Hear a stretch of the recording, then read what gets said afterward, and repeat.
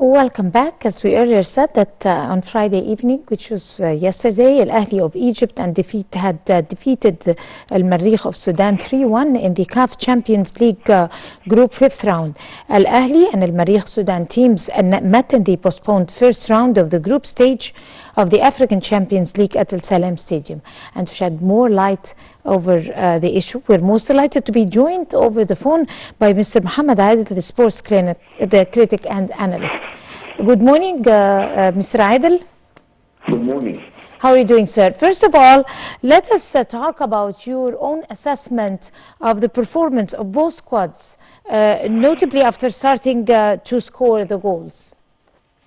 Well, about the performance of both teams yesterday in the game, which Al Ahli won 3-1, I believe it's one of the least performance games for both teams, especially Al Ahli.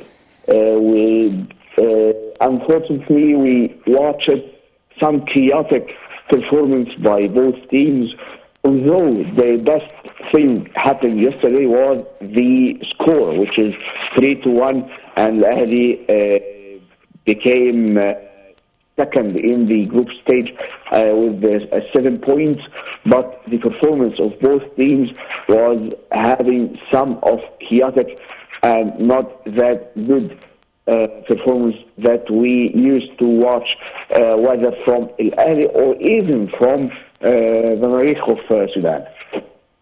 Right. What is your opinion regarding the formation of both teams? Well, we are facing nowadays in the last games with some of not good performance. When we are talking about Al Ahli, we are facing some not good performance as we used to watch and we used to see Al Ahli is playing. I believe Al Ahli, the last game he did play well, was versus Al Hilal of Saudi Arabia in the World Cup of Clubs or Club World Cup.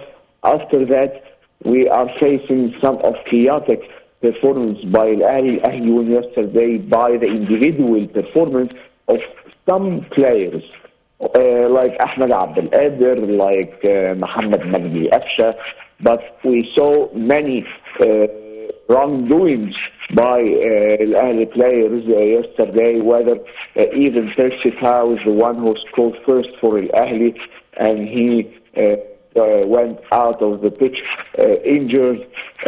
We all hope him all the best, and we all hope him to be safe. But the performance or even the defensive line for Al Ahli is facing some many questions about that performance. I believe there is no contribution or no complementary play between Mohamed Abdelmenam and Yasser Ibrahim, or Mohamed Abdelmenam and Ayman Ashraf. The two center backs are facing some complementary problems as they playing with each other. We know Mohamed Abdelmenam came to Al Ahli or being Al Ahli player since last January when he was playing in Future FC.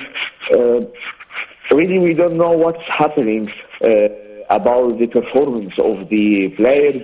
Till the 70-something minute, the game was 1-1, and it was very risky result or very risky score, and even Al Marikh of Sudan, they lost many big chances, and they was would hit balls by these players, although they are playing in Cairo. They're playing both games in Cairo, so really we don't know what's happening. But at the end, Al Ahli won 3-1. Al Ahli became 7 points, and we are waiting today for Al Hilal versus Sundowns, so as to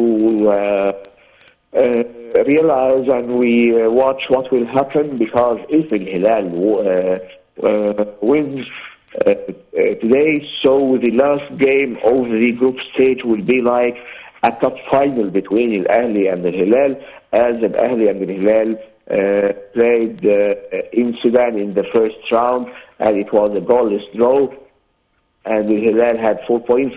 So if Al Hilal wins today, it will be 7 points, just like Al Ahly, and Al Ahly will face Al Hilal in the last round in Al Ahly with Stadium on the next stage in the 1st of April. So we'll see what's happening. I believe the results of Al Ahly in the group stage, this version of African Champions League, is not that good. 2 losses versus Sundowns, whether in Cairo or in Pretoria in South Africa. A goalless draw versus Al Hilal, and a very hard win versus Al Marikh, 3-2 in the first game, and yesterday it was 3-1 by the performance of some individual performances of little number of players. Right. Were the head coaches successful in their choices of the players, or not, from your own point of view? Well, and if you like to elaborate. Squad, about Al Ahly, it's the main squad that Al Ahly used to play with. But we are talking about some players are sitting, are not participating with Al Ahly, like Hosam Hassan. He is a central forward, and he's a good central forward. He came from Smoha to Al Ahly, but Peter Moussimani prefers not to let him participate on the pitch. But I believe that the main squad that Al Ahly used to play with, or to begin with, in the last 3 or 4 or 5 games, whether in the African Champions League or in the Egyptian League. So we don't know where the problem is. I believe there were some gaps on the spaces between the line, between the defensive, the midfield, and the offensive line, many spaces. Right. Because of that, we watched Al Marikh players are playing as they want to play between the lines. They created many chances. Al Ahly didn't create that number of chances, but he scored the chances he had in the box, the penalty box. So I believe Peter Moussimani will try to get away to have better performance in the near future. Right. Mr. Mohamed, Adel would like to thank you so much talking to us on The Breakfast Show. You are a sports critic and an analyst, sports analyst. And by this, we come to the end of The Breakfast Show for this morning. Many thanks to all of you. Until we see you again tomorrow morning, that's a goodbye. Have a beautiful day.